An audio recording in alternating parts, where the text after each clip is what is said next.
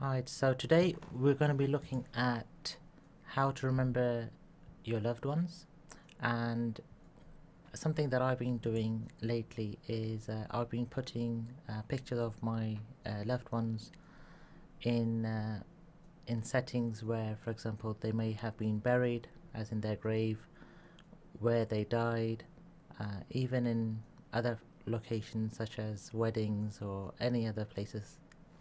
So I'll just run through some examples just so you can kind of see the kind of effect that I'm going for, and I'll show you step by step how I've done things. And the first thing to remember is that you can do this with Photoshop or any other free software.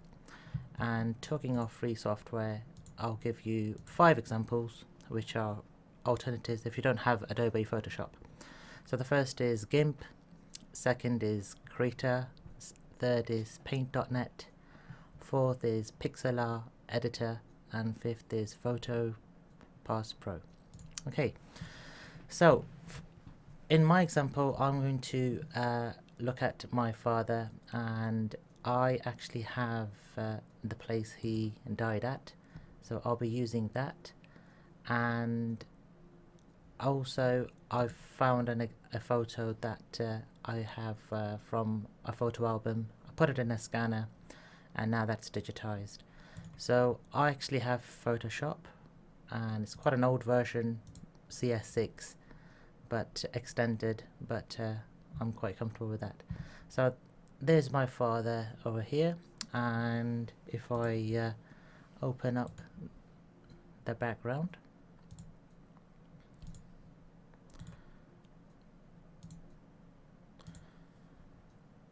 I've now got the background over here. So this is actually at an airport. He died at Karachi International Airport in Pakistan, and he used to work for Saudi Arabian Airlines, and he actually died at the counter there. So what I'm going to do is, the background obviously is fine, so what I'm going to do is find a picture of my father, and I'm now going to try and crop him.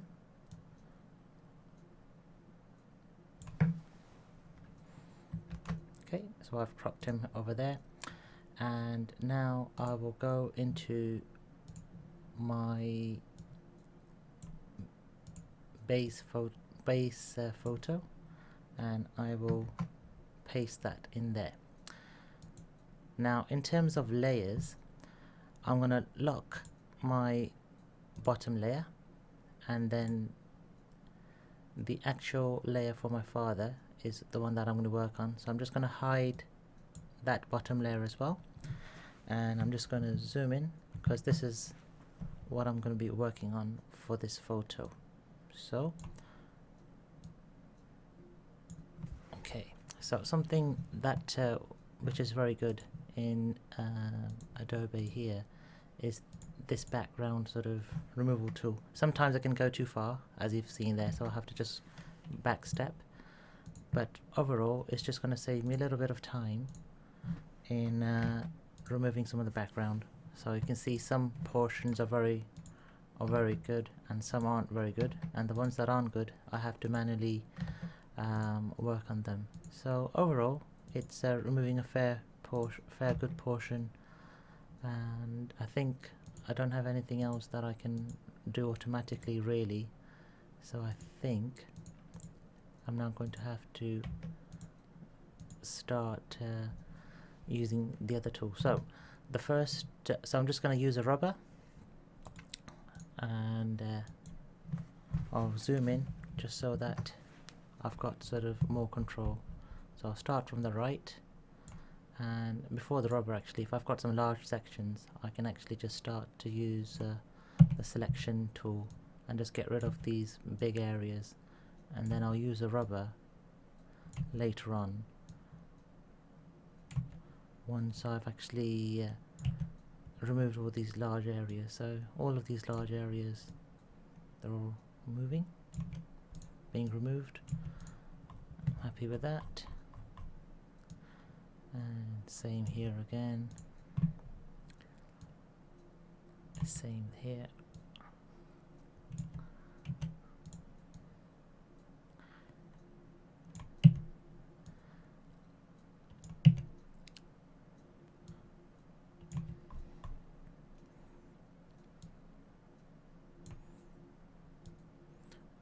one point to note is that you don't need to go into too much detail in making sure everything is totally removed, because once you start putting it in with the other picture, you really don't notice as much. But I'm just sort of going to go into a more detailed sort of level just because I want it to be better quality. So I think that's the end of that. Now I'm going to start using my rubber or eraser, and as you can see, I'm now following the contour as best as I can, and it's best to do it in small takes, so if you do make any mistakes you can actually just go back. So that looks alright. As I said, it doesn't have to be exact, it's just because you're not gonna see all of the detail in the other photo. So that will do, that's fine. Just get rid of some artifacts here. Okay.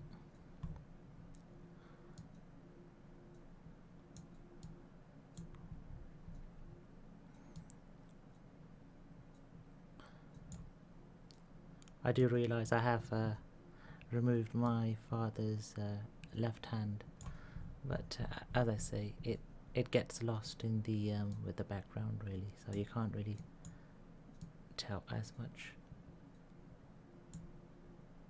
Some of the photos that I've worked on, as you saw there, were headshots. Some of them were full body shots. That will do for me. Okay, so I'm happy with that. So I can now just come back, and now I'm going to visualize the background layer so we can see that. Now you can see some areas where actually I do need to just remove, so I'm just removing those just because you can start to see them. And then so that